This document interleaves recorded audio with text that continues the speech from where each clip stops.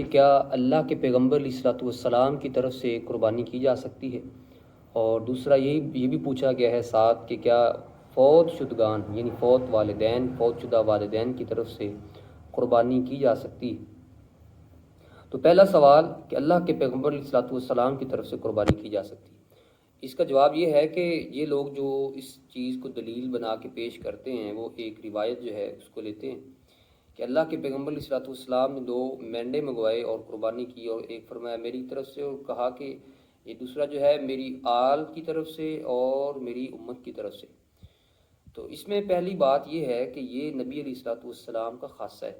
اللہ رب العزت نے اللہ کے پیغمبر علیہ الصلوۃ والسلام کو اپنے حبیب کو کچھ چیزوں میں، بلکہ بہت سی چیزوں میں،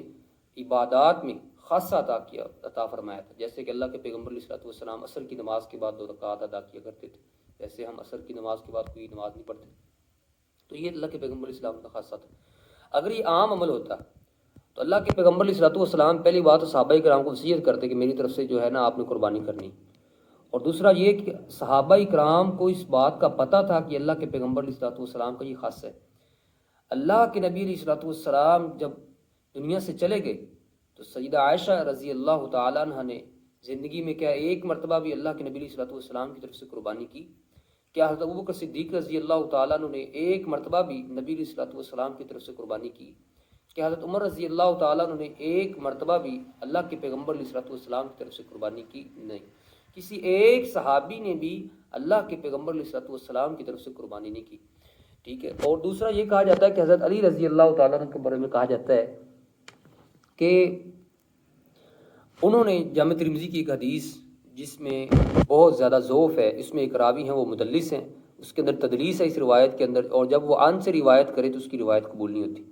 تو اس میں ایک علیحدہ بحث ہے، ٹھیک ہے۔ اگر عن سے روایات قبول کریں گے تو پھر بہت سے بگاڑ جو ہیں دین میں وہ آئیں گے، اور اس میں بہت سخت ایک روایت ہے، اس میں وہ تدلیس ہے اور اس کو ضعیف کہا جاتا ہے، تو جس میں ہے کہ جو اپنے خاندان اور نسب پہ جو ہے فخر کرے، اگلے الفاظ میں بولنا نہیں چاہتا، ٹھیک ہے۔ تو یہ روایت بھی پھر قبول کرنا پڑے گی، یعنی وہ تدلیس اس روایت میں ہے۔ تو جو اس روایت کو مانتے ہیں اگر وہ یہ بھی مانے تو اس میں یہ ثابت کہاں ہو رہا ہے کہ یعنی اللہ کے پیغمبر علیہ الصلوۃ والسلام کا پھر یہ جو خاصہ نبی علیہ السلام نے وصیت کی ہے علی کو، تو پھر اگر علی نے کی، اس کے علاوہ کسی اور صحابی نے تو نہیں کی۔ اگر ہر عام خاص کے لیے ہوتا تو کیا حضرت عمر اس عمل سے پیچھے رہتے؟ کہ حضرت ابوبکر صدیق جنہوں نے اپنا سارا گھر اللہ کے پیغمبر علیہ الصلوۃ والسلام کی خدمت میں پیش کر دیا اور سارا مال پیش کر دیا، کیا وہ قربانی کے اس جذبے میں اللہ کے پیغمبر علیہ السلام کی طرف سے قربانی نہ کرتے؟ حضرت عمر رضی اللہ تعالیٰ عنہ جیسے جلیل القدر صحابی، کیا وہ اس عمل سے پیچھے رہتے؟ اگر کیا بھی ہے تو حضرت علی کا خاصہ ہے، پھر وہ بھی نبی علیہ السلام نے اگر مان لیا جائے، پہلی بات یہ روایت ہے ہی ضعیف، اگر جو صحیح پھر بھی یہ بات ثابت نہیں ہوتی، اور دوسرا فوت شدگان کی طرف سے کسی ایک صحابی کا عمل بھی ثابت نہیں ہے، اور نبی پاک صلی اللہ علیہ وسلم کا کوئی ایک حکم بھی اس میں ثابت نہیں ہے کہ فوت شدہ کسی صحابی کو کہا ہو کہ تمہارے والدین جو فوت ہو گئے اس کی طرف سے قربانی کرو، اور نہ ہی کسی صحابی نے کسی صحابی کو کہا کہ تمہارے جو فلاں صاحب فوت ہو گئے، رشتہ دار فوت ہو گئے، اس کی طرف سے قربانی۔ ہاں، اگر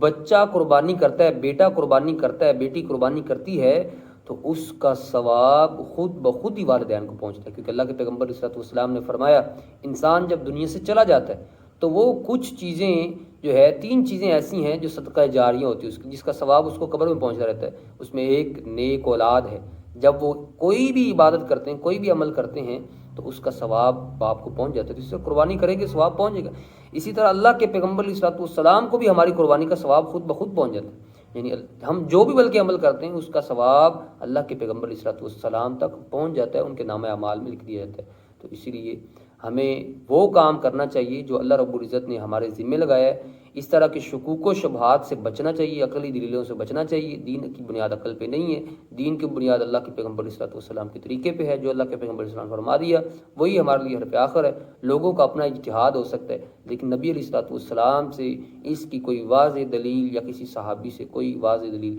اس پہ موجود نہیں ہے۔